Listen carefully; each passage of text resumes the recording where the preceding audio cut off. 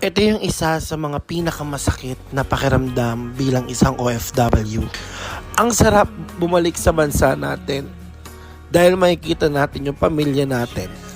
Pero masakit din isipin na sa konting panahon lang, iiwanan nyo na sila ulit. Bilang isang OFW, napakasakit bumitaw, lalo na kung ikaw ay may pangarap sa buhay. Lalo na kung ikaw lang inaasahan sa pamilya nyo. Pero ang tanong ko lang, bakit kailangan ba umalis ulit? Sana naging mayaman na lang kami. Tayong lahat. Para wala nang umaalis. Para wala nang umiiyak. Para wala na rin nasasaktan. Bilang isang OFW, napakasakit magpaalam. Lalo na kung makikita mong meron kang may iwanan.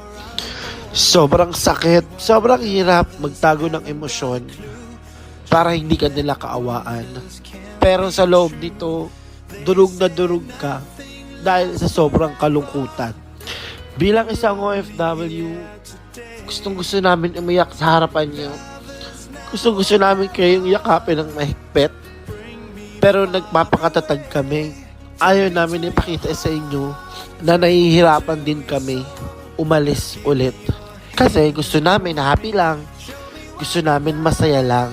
Para sa pagbalik namin, bangon ulit, laban ulit.